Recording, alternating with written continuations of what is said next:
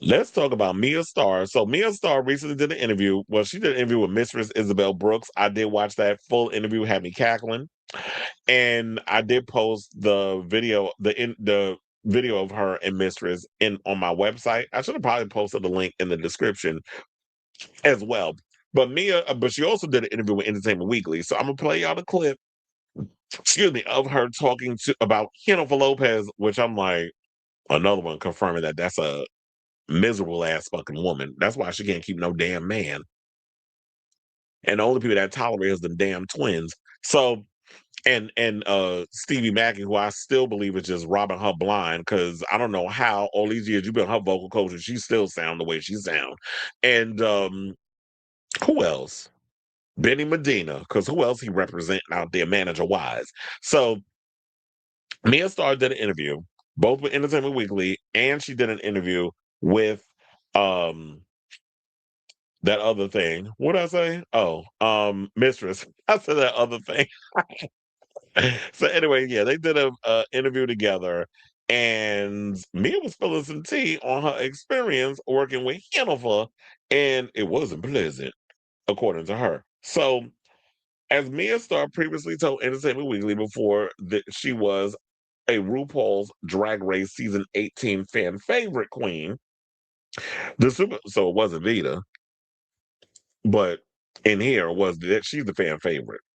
The superstar dancer worked on stage with industry legends like Britney Spears and Rihanna. Now, after initially recounting her experience on fellow Drag Race alum Mistress Isabel Brooks' YouTube show, Mia opened up to EW about what she says was an uncomfortable gig as a backup dancer for Jennifer Lopez's 2020 Super Bowl halftime show in Miami.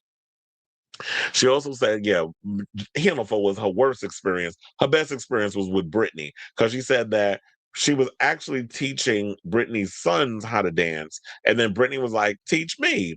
And then so Mia was giving Britney dance lessons, and there was footage of them dancing together.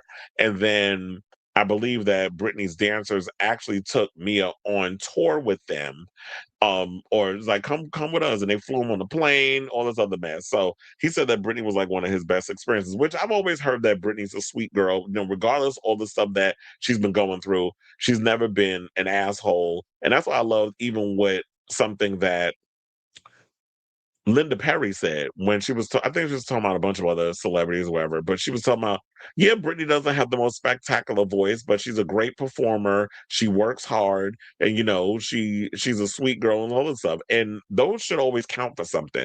But even when you're not the best singer in the world, which quiet as is kept, or is it really that quiet? Because that's all y'all be writing in the comments whenever it comes to Jennifer, that Jennifer is not the best singer.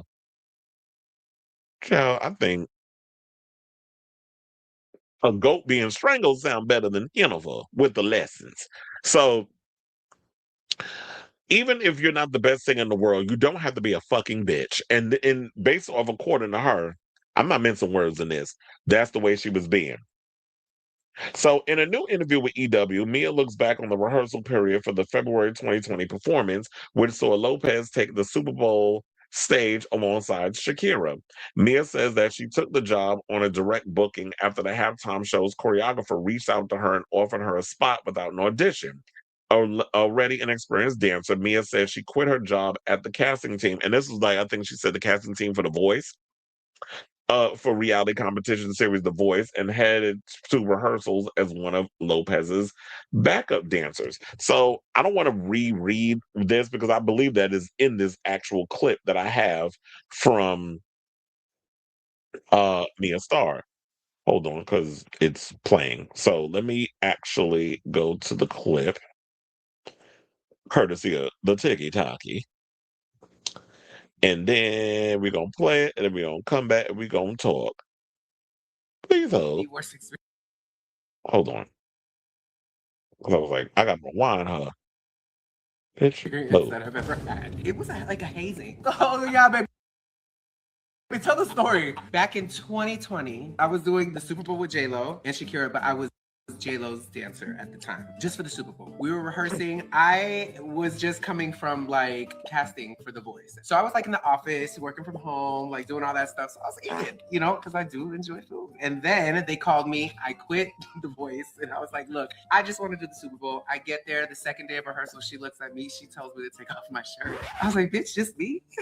I take off my shirt. She goes, she makes this face, followed by, guys, I need you to elevate yourselves. I need you to go to the gym and take care of yourself. I'm like, bitch, we got 3 months. I'm gonna snatch it back. Just give me a second. Then, did you go eat that same night? Always. But she then made us rehearse for the 9 hours shirtless. So as I'm dancing, I'm jiggling the fuck out of the entire 9 hours. It was like a hazing. Like I was like, why am I here? Why am I doing this to myself? And then the next day she ordered and rented a elephant ear truck and a ice cream truck, and I was the first person in line. And then she looks at me. Actually, I was being petty. I looked at her. I was like, thank you. And then she looks at me and gave, guys, I need you to elevate yourself. She hated me. I think that's crazy. It's are you a J-Lo fan? Team Shakira all day. Let me tell you something, J-Lo. I know you're watching J-Lo. You are a chopped ass hoe. I would be in front of her and be like, damn, this bitch is gorgeous. But I would I work with her again? No. I was asked to come back for another gig and I said no. The worst experience that I've ever had. And that was the biggest bucket list check mark to have as a dancer. Yeah. And I was just like, I was doing the Super Bowl with J-Lo. Mm-hmm. So, there you have it. I was like, yeah, I need to play that clip for y'all in regards to that whole situation so that way you can get what she had to say. But I'm like, But then she also went and said that Lopez, because this is a continuation. Now, this is the rest that's from the Entertainment Weekly article. So then they went on to say she claimed that Lopez would always come to rehearsals maybe the last 2 hours after we rehearsed for 8 hours of a 10-hour day. And she'd just be like, I hate it, and gave this big spiel, leading to changes in the set, which Mia says are often a standard part of the rehearsal process.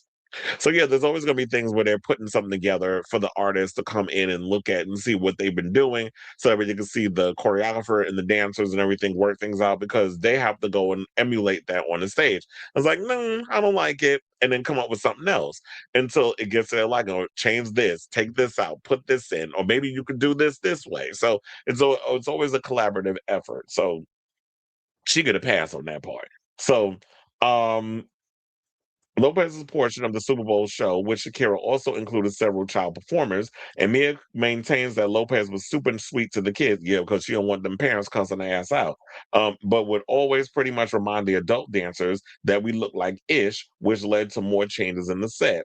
She said that's the process of dancing and production. Things are always going to change, but I was reminded that we looked a mess. I'm busting my ass. My dream job wasn't what I expected, in the sense that this is the biggest moment of a dancer's career. And it felt like hell up until the point of the performance, with which she says Lopez was ultimately pleased. Now, further, Mia says that she wasn't aware of Lopez's 2022 Netflix documentary Halftime until she and the other dancers found out about it at the last minute, when they were allegedly asked to sign releases to appear in the film without pay. I was like, no, you didn't pay me through all of that. You didn't put me through all of that to not pay me. I didn't sign the paper. There were a few of us that didn't sign. They somehow found a loophole and still put me in it. After her team looked into the matter, the team that made the documentary sent her a $20 check as compensation. You know what I would have told her? Like Tasha K told Cardi B to wipe her ass. I'm wiping my ass for that season assist. I'd have wiped my ass for that 20 fucking dollars. Because how dare you, bitch? And I was saying, it was so insulting. I told my agent, you know what? Actually, can you just please send this back?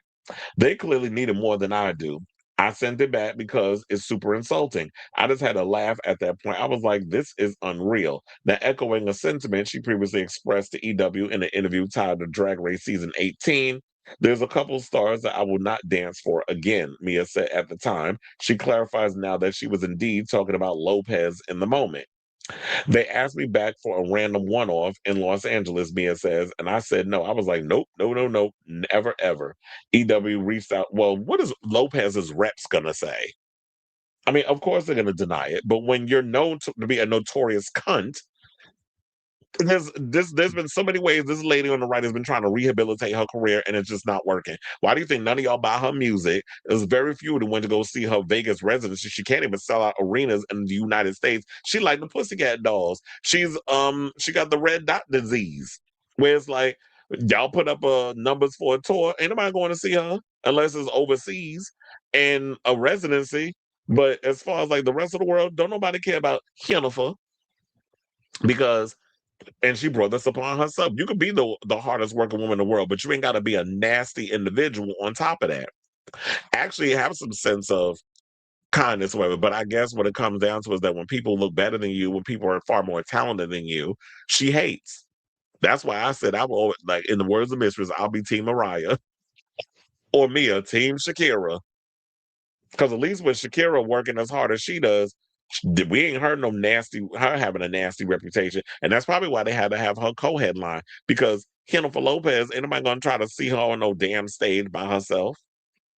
Now, in addition to dancing for Lopez, Spears, and Rihanna, Mia rose to further prominence in the entertainment industry as part of Drag Race Season 18 cast. On the most recent edition of the Emmy winning show, she finished in ninth place, though she counted major fan affection for her lip sync performance against Juicy Love Dion for Zara Larson's Pretty Ugly.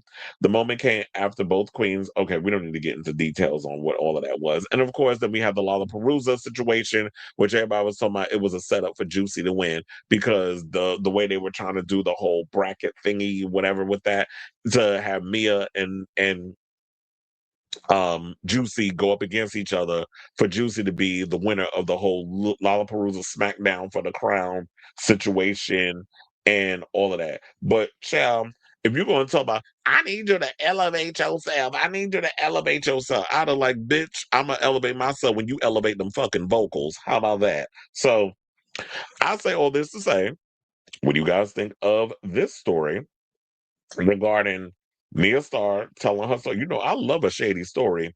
And one thing you will not do and come out alive is come at a queen because the queens will drag you by your scalp. Verbally, of course. So let me know what you guys think of this story in the comments down below.